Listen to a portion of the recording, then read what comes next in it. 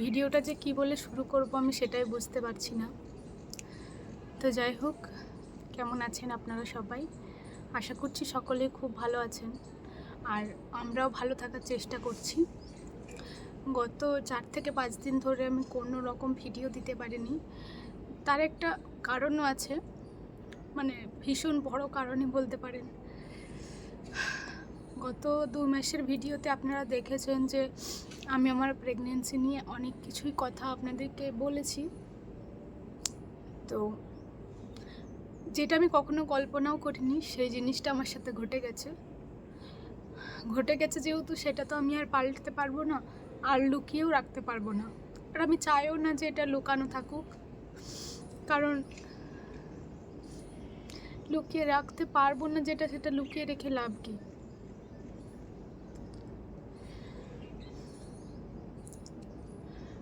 14ই November বৃহস্পতিবার সেদিন আমি গিয়েছিলাম আমার ইউএসজি রিপোর্টটা নিয়ে, যেটা আমি হসপিটাল থেকে করিয়েছিলাম। আপনাদেরকে তখন বলেছিলাম, মানে আমি আমি যে ওই রিপোর্টটা ঠিকঠাকভাবে পড়িনি তখন। তাও আমার মনে হয়েছিল যে ঠিকই আছে, হয়তো সব কিছু ঠিক আছে। আপনাদেরকেও বলেছিলাম যে হ্যাঁ, রিপোর্টে সব কিছু মোটামুটি ঠিকই আছে। তো কিন্তু আমি যখন পরের বৃহস্পতিবার, মানে শুক্রবার আমি রিপোর্টটা করিয়েছিলাম, তারপর বৃহস্পতিবার আমি গেছিলাম হসপিটালে ডক্টর দেখাতে। তো ওনাকে যখন রিপোর্টটা দেখায়, তো উনি তো প্রথমেই বলেন যে তোমার বেবির বয়স 8 সপ্তাহ হয়ে গেছে, তোমার এখনও পর্যন্ত বেবির হার্টবিট আসেনি রিপোর্টে। তো তখন তো প্রায় আমি মানে ঘাবড়ে গেছি, মানে কি বলছে আমি কিছুই বুঝতে পারছি না যে কেন এরকম বলছে। তো আমি আমি কিন্তু প্রথমে ভাবিনি যে এটা কোনো কিছু বটে বা কিছু। আর আমার মনে হয়েছিল হসপিটালে তো হয়তো মেশিন খারাপ আছে, কারণ অনেকেই বলে যে হসপিটালে নাকি ঠিকঠাকভাবে ইউএসজিটা করে না, ওটা 10টা করলে হয়তো একজনের ঠিক আসে। তো আমিও ওটাই ভাবলাম যে হয়তো ওরকমই কিছু একটা। তার সত্ত্বেও মানে ঘাবড়ে গেছিলাম প্রচণ্ড পরিমাণে যে কেন এমন বললো হঠাৎ করে, আমার সাথেই কেন ভুলটা হলো, বা আমার সাথেই কেন এমনটা হলো। তো আমাকে ডক্টর তখন বলল যে শুধুমাত্র ওপরের ইউএসজি করিয়েছে, তো তোমাকে আরও 2টো ইউএসজি লিখে দিচ্ছি, যেটা তুমি বাইরে থেকে করো। তো দুর্গাপুরের একটা হসপিটাল বলে দিল, মানে নার্সিং হোম। তো ওখানেই গেছিলাম তারপরের দিনকে, মানে বৃহস্পতিবার আমার যে মানে গিয়ে দেখিয়েছিলাম হসপিটালে ডক্টর। তারপর শুক্রবারকে আমি গেছিলাম দুর্গাপুর। তো বৃহস্পতিবারকে ওটা শোনার পরে আমি তো মানে কাকে কি বলবো কিছু বুঝতে পারছি না। আমি আর আমার মা গেছিলাম, আমার এখানের মা। তো মা বলছে সুব্রতকে, তাহলে তুই বল যে আজকে চলে আসতে। কিন্তু আমি কি বলবো? আমি ওই কথাটা উচ্চারণই করতে পারছিলাম না সেই সময়, যে মা আমি কী বলবো ওকে, যে বেবির হার্টবিট আসেনি, আমি কি করে বলবো ওকে? তো মা বললো ঠিক আছে তাহলে আমাকে দে, আমি বলে দিচ্ছি। তো সুব্রতকেও মা ফোনটা করলো। মা তারপরে বললো যে বাবা, তোমার বেবির বলছে হার্টবিট আসেনি, তাহলে তুমি একবার এসো, বাইরে থেকে একবার ইউএসজি করাতে বলছে, তাহলে অনু তো কান্নাকাটি করছে, তাহলে তুমি এসো, তারপরে একবার ইউএসজিটা করিয়ে নিয়ে যাও। তো ও তো যেহেতু কলকাতায় আছে, ওই জন্যই আর কি কাছে পিঠে কাজটা নিয়েছে। আর তারপরেই আমরা বেবি প্ল্যানিং করছিলাম, করে কনসিভ করেছিলাম যে কাছে রয়েছে, তো যখনই অসুবিধা হবে আসতে পারবে। তো তারপরে ও তো বৃহস্পতিবারকে চলে এসেছিলো সন্ধ্যা, ওই রাত্রেবেলাতে এসেছিলো। তো তখন ও আমাকে বোঝাচ্ছিল হয়তো কিছু প্রবলেম আছে, আর যদি হয় ও কী করবে বলো। কিন্তু আমি বলছিলাম তুমি ওরকম বলো না, কিচ্ছু হয়নি, তুমি এটাই বলো। বলছে আমি তো বলছি কিছু হয়নি, কিন্তু যদি কিছু হয়ও কিছু করার নেই। তো তো আমার তো ওর কথা শুনে আরোই ভয় করছিল। তারপরে শুক্রবারকে আমি, ও আর পশেন মামা, আমার মামা গেছিলাম দুর্গাপুরকে। তো ওখানে গেছিলাম, ওখানের ইউএসজিতেও ডক্টর আমাকে সেম কথাই বললো। উনি যে একদম লাইভ যে রিপোর্টটা করলো, উনি আমাকে দেখিয়েও দিল যে দেখো তোমার বেবির এমনি টেক্সচারটা এসেছে হালকা, যেটা 8 সপ্তাহে আসা দরকার, কিন্তু তোমার বেবির হার্টবিট বন্ধ হয়ে গেছে, বেবির হার্টবিট একটুও আসছে না, এটা তোমার মিসড অ্যাবর্শন হয়ে গেছে। তো এটা তোমাকে এরপরে বের করে দিতে হবে পেটের থেকে। মানে বলছে যে তো তুমি যদি ভাবো যে আমি না বের করলে বেবিটা ঠিক থাকবে, হয়ে যাবে, এটা হবে না, তোমার বেবির জীবনটা নেই বলতে পারো, তোমার বেবির জীবনটা নেই ওখানে, তোমাকে এরপরে এটা বের করে দিতে হবে, নয়তো আর 1 মাসের মধ্যেই তোমার সমস্যা দেখা দেবে, তোমার ইনফেকশন হয়ে যাবে ওখানে। তো আমি তো প্রচণ্ড ভয় পেয়ে গিয়েছিলাম যে আমার কোনো রকম অসুবিধা হয়নি। যতবারই ডক্টর দেখিয়েছে আমাকে জিজ্ঞাসা করতো যে তোমার ব্লিডিং হচ্ছে নাকি, না কোনো রকম পেটে ব্যথা হচ্ছে। আমার তো কিচ্ছুটি হয়নি, কিচ্ছুটি না, কোনো রকম অসুবিধা হয়নি। শুধুমাত্র প্রেগনেন্সির আমার শুধু খিদেটা একটু বেশি লাগতো, ঘন ঘন খিদে পেতো, 2 ঘন্টা পর পর আমার খিদে পেতো। তো এটাই হতো। আমি এই সমস্ত কথাগুলো আপনাদেরকে বলছি যাতে আপনারা কনসিভ করলেই প্রথমে অন্তত একবার ইউএসজিটা করাবেন 6 সপ্তাহ হয়ে যাওয়ার পরে। কারণ মনের মধ্যে অনেক আশা নিয়ে নিলে তারপর যখন সেটা যদি ভেঙে যায় না, তখন প্রচণ্ড পরিমাণে কষ্ট লাগে। তো যখন আমাকে ওটা বললো যে না তোমার বেবি কিন্তু আর নেই, তোমাকে ওটা বের করে দিতে হবে, আমি যে তখন কি করব আমি নিজেই বুঝতে পারছিলাম না। তো আমি কি করে যে ওকে বলবো, আমাকে তখন রুমের ভেতরে বললো, যেখানে রিপোর্টগুলো হচ্ছিল, যেখানে ইউএসজিটা আমাকে করালো।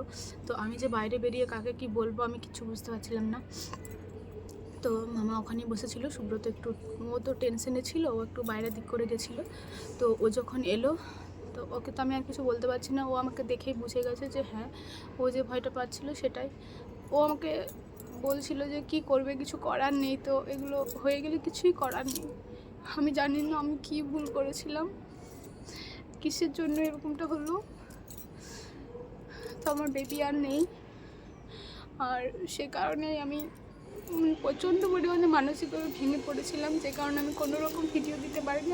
আমি তো ভেবেছিলাম আর কোনো ভিডিও করবোই না। তো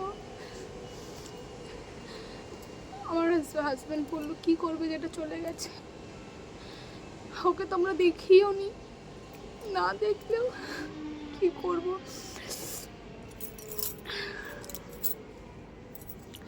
না দেখলেও আমি তো অনুভব করেছিলাম যে ও আছে আমার মধ্যে, ওকে নিয়ে অনেক কিছু ভেবেছিলাম। আমি দেখেছি, মানে আমি যেটা ভাবি সব সময় তার উল্টোটা হয়। আমি আমার হাজব্যান্ড দুজনই যে কোনো কাজ শুরু করার আগে প্রথমে আমাদের ক্ষতি হয়, তারপরে জানি না এতদিন পর্যন্ত তো সেটাই হয়ে এসছে, প্রথমে ক্ষতি হবে তারপরে সেটা ঠিক হবে। জানি না এই ক্ষেত্রে আর কী হবে। তো পরশুদিন আমি আমাদের এইখানে বড়জোড়ারই একটা ডক্টরের কাছে অ্যাবর্শন করিয়েছি, বেবিকে বের করে দিয়েছি পেট থেকে। কিছু করার নেই, আমি কখনো এটা ভাবিনি। আমি সবসময় বলতাম যে কারা এরকম করায় তাদেরকে একটু কষ্ট হয় না, একটা বাচ্চাকে এরকমভাবে বের করে দেয়। সবসময় আমি বলতাম, আমি ভাবিনি কখনো আমার সাথে এমনটা হয়ে যাবে। কিন্তু আমি কী করবো বলুন, আমার কিছু করার নেই। তো কারণ আমি ওটা না বের করলেও যে ও বেঁচে থাকবে এমনটা নয়, তো অত নেই। আর আমি যদি না বের করি তাহলে হয়তো আমারও কিছু হয়ে যেত। তো ওই জন্যই মা, সুব্রত সবাই একটু তাড়াতাড়ি করেই বলছে না ওটা যখন নেই এটা বের করে দিতে হবে। আমি জানি না ওই 4টের দিন আমি কী করে পার করেছি, সেই দিনে যে আমি কী পরিমাণ কষ্ট পেয়েছি যেটা আমি বলে কখনো বোঝাতে পারবো না। যাদের সাথে এমনটা হয়েছে তারাই বুঝতে পারবে। একটা জিনিসকে পেটের থেকে বের করে দেওয়া যে কী পরিমাণ কষ্ট, সেটা যারা করেছে তারাই বলতে পারবে, তারাই বুঝতে পারবে, ওই কষ্টটা উপলব্ধি করতে পারবে। তো এটাই বলার ছিল, এটাই কারণ ছিল যে এই কারণেই আমি কোনো রকম ভিডিও দিতে পারিনি। আর এই জিনিসটা আমার মনে হয়েছিল আপনাদেরকে তো জানানো দরকার, কারণ গত 2 মাস ধরে আমি আমার প্রেগনেন্সি রিলেটেড এই সমস্ত ভিডিও দিয়েছি। তো এরপরে যেটা আমার কাছে আর নেই, সেটা আমি কি করব, না বলে আমি অন্য কিছু শুরু করতে পারবো না। জানি না কার ভুল ছিল, জানি না কী কারণে এমনটা হয়েছে। হয়তো আমার ভুলের জন্য এমনটা হয়েছে। আমাকে সেই সময় একটু বেশি আমাকে একটু নিজের কেয়ার করতে হতো, যেটা আমি করতে পারিনি। তো ডক্টরে বলেছে এখন মিনিমাম 6 মাস কোনো বেবি প্ল্যানিং না করতে। তো দেখা যাক, এখন আমরা সেরকম কিছুই ভাবছি না, কারণ আমি চাই না আবার আমার সাথে এমনটা হোক। আর এরপরে একবার যেহেতু শিক্ষা হয়ে গেছে, জানি না কোন ভুলটার জন্য আমার হয়েছে, যেগুলো করতে বারণ ছিল সেগুলো করেছিলাম সেই জন্যই। কিন্তু কি করব, আমি তো জানতাম না, আর আমাকে জানানোর মতনও কেউ ছিল না। আমি কাউকেও দোষ দিতে যাই না, আমার নিজেরই দোষ। আমার বেবিটা গেছে, আমার দোষেই গেছে নিশ্চয়ই।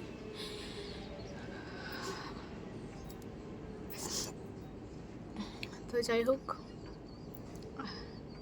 আপনারা মন খারাপ করবেন না। কি করব, মেনে তো নিতেই হবে। ভগবান যেটা দেবে না বলেছে, হয়তো এটাতে কিছু ভালো কিছুই ছিল। ডক্টরও তো এটাই বলছে যে যদি তোমার বেবিটা হতেও, যদি কোনো রকমে হার্টবিট হালকাও চলতো, তার সত্ত্বেও বেবির খুব একটা ভালো গ্রোথ হতো না, বেবিটা খুব একটা ভালো হতো না, বেবির কোনো না কোনো প্রবলেম থাকতো, তখন তোমাকে সারা জীবন ওটা ফেস করে বেড়াতে হতো।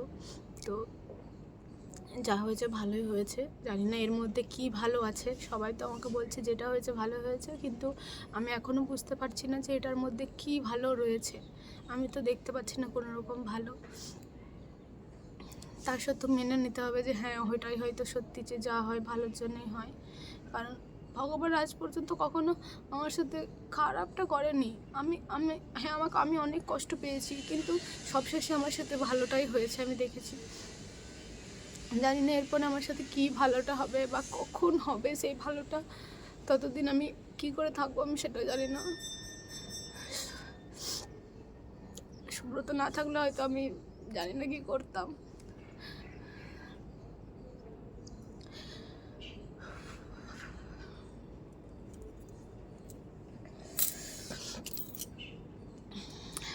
তো যাই হোক, এটুকুই বলার ছিল যে যারা নিউলি বেবি কনসিভ করতে চাইছেন তারা অবশ্যই নিজের একটু খেয়াল রাখবেন, এটাই বলবো আমি। আর মানে একটুও চাপের কাজ করবেন না, মানে একটু জোরে হাঁটাচলাও করবেন না, কারণ ওই সময় একটু জোরে হাঁটাচলাটাও বেবির পক্ষে ক্ষতি হতে পারে। তো আপনারা নিজেদের একটু খেয়াল রাখবেন, যারা নিউলি মাদার হতে চলেছেন তারা নিজেদের একটু খেয়াল রাখবেন, কারণ আপনারা নিজেদের যতটা খেয়াল রাখবেন বেবিটা ঠিক ততটাই ভালো হবে। আমি রাখতে পারিনি, সে কারণে আমাকে আজকে চোখে জল ফেলতে হচ্ছে। তো আপনারা নিজেদের খেয়াল রাখবেন, নিজেদের বেবির খেয়াল রাখবেন, অন্তত 4টে মাস একটুকু সাবধানে থাকবেন, তারপরে ঠিকই হয়ে যাবে সব কিছু। তো এটুকুই বলার ছিল। আমার সাথে এই খারাপ ঘটনাটা ঘটেছে, যেটা আমি লুকাতে পারবো না আর লুকিয়ে রাখতেও চাই না, তাই সকলের সামনেই বলে দিলাম। আমি খুবই ভয় পাচ্ছিলাম এটা বলার জন্য, কিন্তু আমার পরিবারের লোক সবাই বললো যে না, কি হয়েছে, এটা মানে 100%-এর মধ্যে 90%-এর মেয়ের হয়ে থাকে, মানে ফার্স্ট বেবি কনসিভ সকলেরই একটু প্রবলেম হয়ে থাকে। তো হয়তো ওটাই আমার সাথে হয়েছে। এতদিন পর্যন্ত আমি শুনিনি যে এরকমটা হয়, কিন্তু আমার হওয়ার পর থেকে আমি সকলের কাছে শুনছি যে হ্যাঁ, তাদেরও নাকি এরকম কিছু একটা হয়েছিল। তো কিছু করার নেই, যেটা হয়ে গেছে মেনে নিতে হবে, নেওয়ার চেষ্টা করছি, ভালো থাকার চেষ্টা করছি।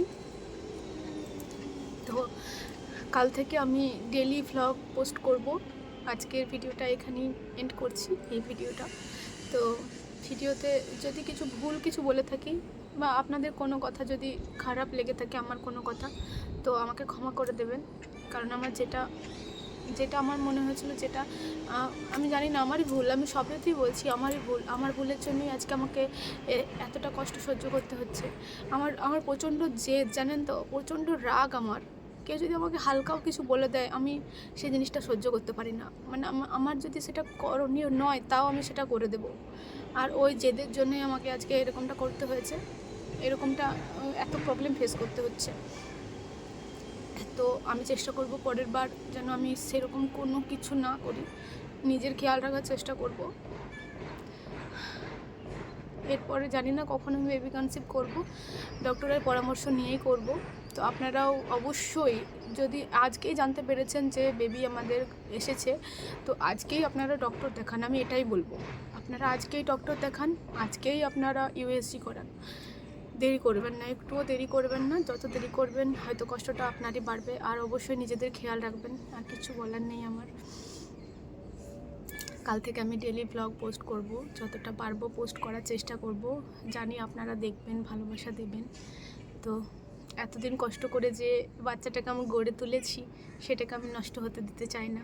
হ্যাঁ, যেটা আমার নেই সেটা আমার কাছ থেকে চলে গেছে, কিন্তু যেটা আমার কাছে আছে আমি সেটাকে সারা জীবন ধরে রাখবো। জানি না কতদিন পারবো, তবে যতদিন পারবো আমি সেটাকে ধরে রাখবো। আমি আমার ভুলে এইটাকে অন্তত আর হারাতে পারবো না। তো চলুন, আজকের ভিডিওটা এই পর্যন্তই। ভালো লাগলে লাইক করবেন, কমেন্ট করবেন এবং সাবস্ক্রাইব করে আমার ছোট্ট চ্যানেলটির পাশে থাকবেন, যাতে এই চ্যানেলটি আরও বড় হতে পারে। সবাই ভালো থাকবেন, সুস্থ থাকবেন। আবারও দেখা হবে পরের কোনো একটি ব্লগে। ততক্ষণের জন্য সবাই ভালো থাকুন, সুস্থ থাকুন আর সকলের পরিবারকে নিয়ে ভালো থাকুন। টাটা।